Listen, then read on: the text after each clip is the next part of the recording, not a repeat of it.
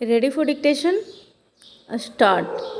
भारतीय रेलवे के इतिहास में एक बेहद दुखद और शर्मनाक हादसा दर्ज हो गया।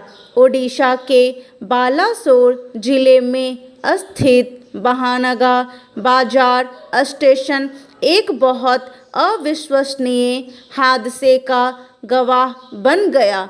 इस हादसे को समझने में ही लगभग एक दिन का समय लग गया और जो गलती हुई है उसका आकार प्रकार तय करने में पता नहीं कितना समय लगेगा।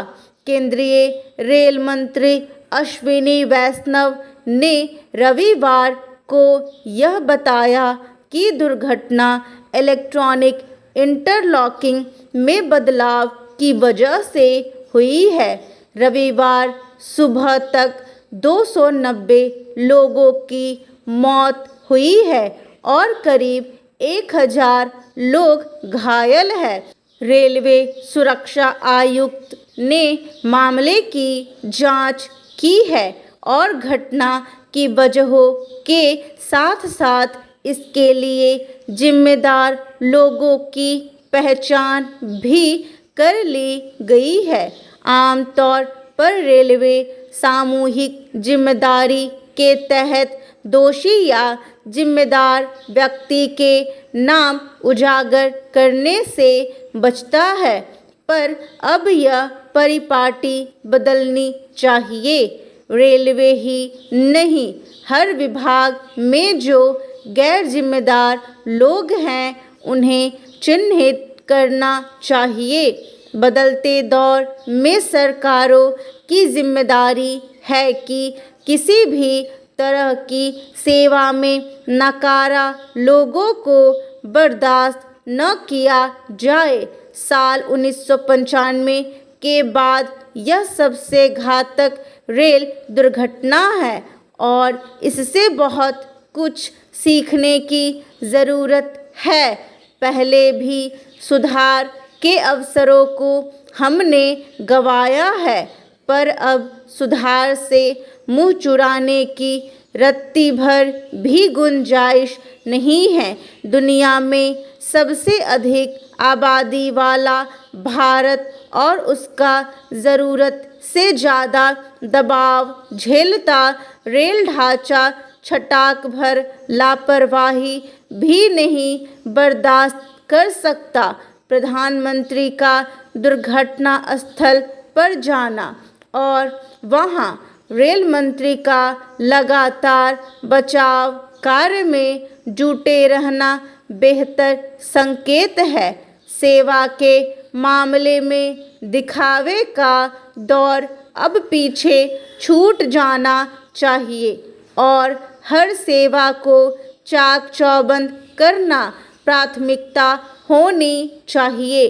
भारत अगर सुविधा व सेवा को सुरक्षित बनाने पर पूरा ध्यान लगाए तो ऐसे हादसों से हम बच सकते हैं, लेकिन आम लोगों को भी सोचना पड़ेगा कि क्या हम अपनी सुरक्षा सुविधा सुनिश्चित करने के लिए ही वोट देते हैं।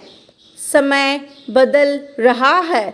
जनता की सुरक्षा के प्रति हर नेता को सजग होना चाहिए। ओडिशा के मुख्यमंत्री नवीन पटनायक के घटना स्थल पर पहुंचने से पहले ही पश्चिम बंगाल की मुख्यमंत्री ममता बनर्जी पहुंच गई। वह कोशिश में लग गई कि जान गंवाने वालों की संख्या को बढ़ाकर बताएं ताकि राजनीति चमकाने में सुविधा हो। वैसे वह रेल मंत्री रह चुकी हैं, तो आज जो रेल दुर्घटना हुई है उसमें उनका भी कुछ तो योगदान बनता होगा। वस्तुतः यह रेल हादसा राजनीति नहीं बल्कि नीति और नीयत का विषय है। कवच सुरक्षा जल्दी से जल्दी पूरे देश में लागू हो, लेकिन यह हादसा कवच से जुड़ा नहीं है। इसमें 2 यात्री गाड़ियां आमने सामने से एक ही पटरी पर नहीं भिड़ी है। यहाँ इंटरलॉकिंग सिस्टम, सिग्नल पॉइंट और ट्रैक सर्किट में सुधार की ज़रूरत सामने आई है। कई सवाल खड़े हुए हैं। क्या हम अति आत्मविश्वास के साथ रेल दोहराने लगे हैं? क्या 120 से 130 किलोमीटर प्रति घंटा की गति से 2 गाड़ियों को अगल बगल की पटरियों पर विपरीत दिशा में दोहराने की तकनीकी व बुनियादी क्षमता हम हासिल कर चुके हैं? क्या स्टेशनों पर न रुकने की स्थिति में यहाँ गाड़ियों की गति को कम नहीं किया जा सकता?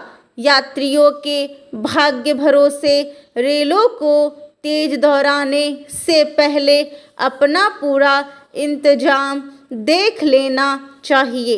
गति तभी तक अच्छी है जब तक सुरक्षित है। ध्यान रहे, भारतीय रेलवे के मूल मंत्र में सुरक्षा सबसे पहले है।